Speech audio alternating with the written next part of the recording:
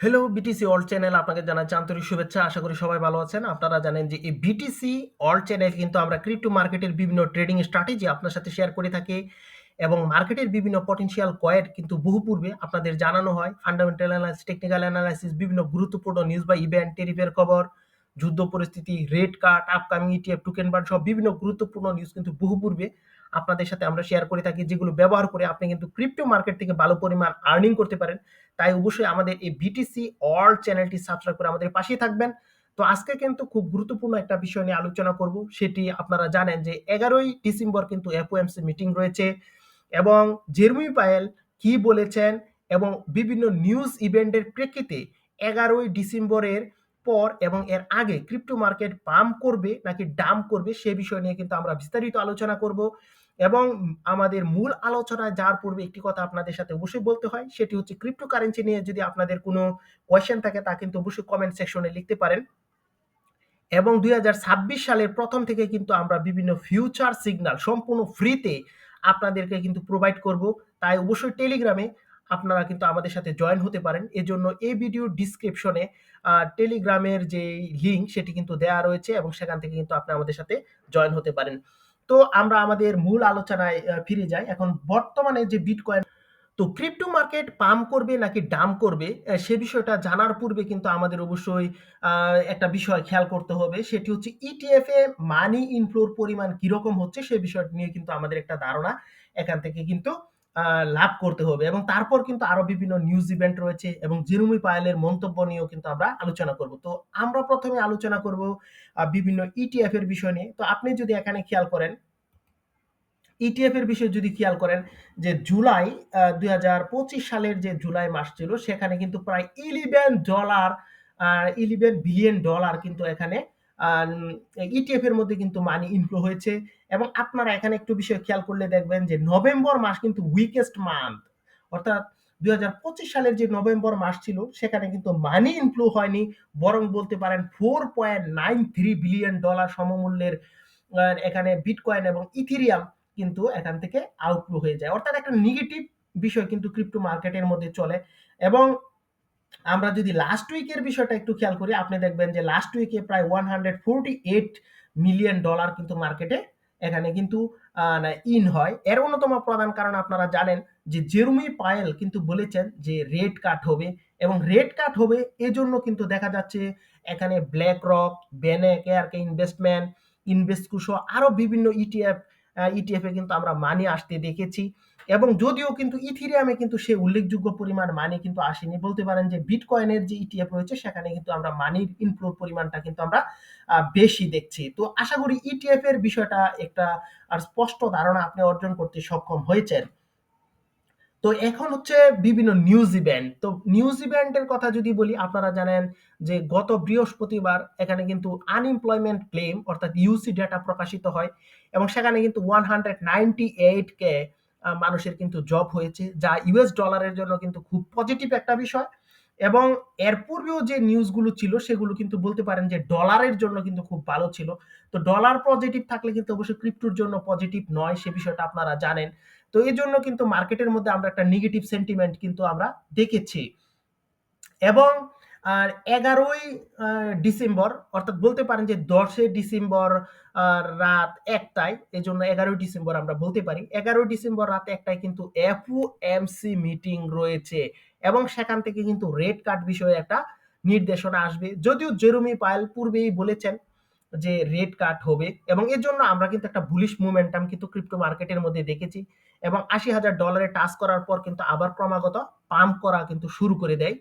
এবং যদিও বর্তমানে কিন্তু মার্কেট যদি একটু খেয়াল করেন দেখবেন যে একটা ডাউন মোমেন্টাম চলছে। এর অন্যতম প্রধান কারণ হচ্ছে অনেকে কিন্তু এখানে বলতে পারেন যে বাই করেছে এবং এফওএমসি মিটিং এর আগে তারা কিন্তু সেল করে প্রফিট নিয়ে মার্কেট থেকে কিন্তু বেরিয়ে যেতে চাচ্ছে, অর্থাৎ অতিরিক্ত রিস্কটা কিন্তু তারা এখানে নিতে চাচ্ছে না।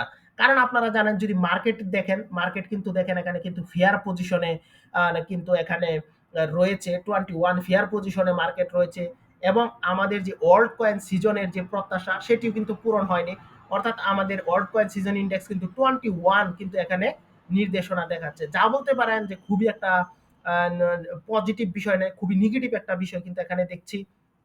এবং মার্কেট ক্যাপের কথা যদি বলেন সেখানেও কিন্তু দেখেন যে বড় ধরনের একটা ফল কিন্তু আমরা এখানে দেখছি। তো বিটকয়েন কি হবে? বিটকয়েনের নেক্সট মুভমেন্ট ডাউন হওয়ার সম্ভাবনা কিন্তু রয়েছে। যদি এফওএমসি মিটিং থেকে কিন্তু নেগেটিভ একটা নিউজ যদি আসে, তো এখানে জেরোমি পাওয়েল কিন্তু বলেছেন রেট কাট হবে। তো আশা করা যায় যে নেগেটিভ কিছু আসবে না। এবং পলি মার্কেটের কথা যদি বলি, পলি মার্কেট কিন্তু প্রেডিকশন করছে 95% যে রেট কাট হবে। তো রেট কাট হবে এই বিষয়টা অনেকটাই নিশ্চিত বলা যায়। এবং আর এখানে যে নিউজ রয়েছে সেই নিউজগুলো কিন্তু খুব ইম্পর্টেন্ট একটা নিউজ আপনাদের সাথে শেয়ার করতে হয়। সেটি হচ্ছে এখানে 9 ডিসেম্বর কিন্তু এখানে এখানে কিন্তু রয়েছে জলস জব ওপেনিংস ডেটা প্রকাশিত হবে। এবং সেখানে যদি বলতে পারেন যে অনেক মানুষের জব হয়, তাহলে এফওএমসি মিটিং থেকে যে পজিটিভ নিউজটা আসবে তা কিন্তু খুব বেশি একটা প্রভাব ফেলতে সক্ষম হবে না। অর্থাৎ সহজ কথায় যদি আপনাদের সাথে বলতে চাই, সেটি হচ্ছে জলস জব ওপেনিং ডেটাটি 9 ডিসেম্বর 9 PM এ কিন্তু প্রকাশিত হবে। এবং এটি যদি ক্রিপ্টোর জন্য পজিটিভ না হয়, তাহলে এখানে ইউসি এখানে যে ইউসি ডেটা সেটিও এখানে কিন্তু ভালো ছিল না। তো 11 ডিসেম্বরে এফওএমসি মিটিং থেকে রেট কাট হলেও কিন্তু মার্কেট কিন্তু বড় ধরনের পাম্প করবে না। আশা করি আপনারা বুঝতে পারছেন। এবং আরেকটা বিষয় কিন্তু আপনাদের সাথে শেয়ার করতে হয়, সেটি হচ্ছে প্রতি বিটিসি হাবিং এর 2 বছর পর যে ডিসেম্বর মাস থেকে ডিসেম্বর মাসের মাঝামাঝি সময় থেকে কিন্তু আমরা দেখেছি যে মার্কেটের মধ্যে কিন্তু একটা স্ট্রং বিয়ারিশ, অর্থাৎ এখানে বিয়ার মার্কেট কিন্তু স্টার্ট হয়ে যায়। সেই বিষয়টা কিন্তু মাথায় আপনাদের রাখতে হবে। তো যদি এফওএমসি মিটিং থেকে নিউজ আসে, মার্কেট পাম্প করে, সেটি কিন্তু বেশি দিন কিন্তু স্থায়ী হবে না। সে বিষয়টা আপনাদের কিন্তু মাথায় রাখা দরকার। এবং যদি ডোনাল্ড ট্রাম্প বা পজিটিভ কোনো কমেন্টস আসে তাদের পক্ষ থেকে, তাহলে কিন্তু মার্কেট বলতে পারেন যে এখান থেকে পাম্প করবে। তো আশা করি মার্কেট মুভমেন্ট কি হবে সে বিষয়ে আপনি বুঝতে পারছেন। তো এখানে চার্ট অ্যানালাইসিস করে আপনাদেরকে একটু দেখাবো। আপনি যদি এখানে দেখেন এই যে ট্রেন্ড লাইন যেটি দেখছেন, এই ট্রেন্ড লাইন যদি দেখেন, এখান থেকে কিন্তু ট্রেন্ড লাইন থেকে কিন্তু রিজেকশন নিয়েছে। এবং নিচে যদি সাপোর্টের কথা বলি, নিচে কিন্তু এই যে $84,000 দিকেই বলতে পারেন যে একটা সাপোর্ট, $86,200 দিকে বলতে পারেন যে একটা সাপোর্ট লেভেল রয়েছে। এবং ভালো একটা সাপোর্ট লেভেল কিন্তু আমরা এখানে দেখেছি $84,000। তো $84,200, এবং সে বিষয়টা কিন্তু আমরা পূর্বে বলেছিলাম। পূর্বের যে ভিডিও ছিল সেখানে কিন্তু আমরা বলেছি যে $84,000 কিন্তু টাচ করার পর পাম্প করার সম্ভাবনা রয়েছে, অথবা $80,000 আসার পর কিন্তু পাম্প করার সম্ভাবনা রয়েছে। তো এখন বর্তমান যে পজিশন রয়েছে, এফওএমসি মিটিং এর মাধ্যমে যদি খুবই পজিটিভ একটা নিউজ আসে, অর্থাৎ 25 বেসিস পয়েন্টের পরিবর্তে যদি বড় ধরনের বেসিস পয়েন্টের রেট কাট হয়, এবং এই যে ওয়ান ডে ক্যান্ডেলটা দেখছেন সেটি যদি এর উপরে ক্লোজ করতে পারে, তাহলে বলতে পারেন যে আমাদের নেক্সট টার্গেট বলতে পারেন খুবই বুলিশ হবে, এবং $1,00,000 কিন্তু ক্রস করা সম্ভব। তো যদি তা না হয়, তাহলে কিন্তু মার্কেট কিন্তু নিচে আসবে। এবং আমাদের নিচে কিন্তু এখানে আপনাদেরকে বলেছি যে $86,000 মধ্যে কিন্তু একটা সাপোর্ট লেভেল রয়েছে, এবং সেটি কিন্তু খুব একটা স্ট্রং না। এবং এখানে $84,200 দিকে কিন্তু মোটামুটি ভালো একটা স্ট্রং সাপোর্ট রয়েছে। এবং সবচেয়ে ভালো স্ট্রং সাপোর্ট কিন্তু $80,000 রয়েছে। এবং তারপর কিন্তু আবার একটাকে বুলিশ হিসাবে কিন্তু আমরা দেখতে পারি। এবং আপনি যদি ট্রেন্ড লাইনটাও বিবেচনা করেন, এই জায়গায় আসার পর কিন্তু মার্কেট বাউন্স করার কিন্তু বড় সম্ভাবনা রয়েছে। তো আশা করি ক্রিপ্টো মার্কেটের মুভমেন্ট সম্পর্কে আপনি একটা স্পষ্ট ধারণা লাভ করতে সক্ষম হয়েছেন। তো সবাই ভালো থাকবেন, সবাই সুস্থ থাকবেন। অবশ্যই বিটিসি অল চ্যানেলটি সাবস্ক্রাইব করে আমাদের পাশেই থাকবেন। এখানে শেষ করলাম। Bye bye.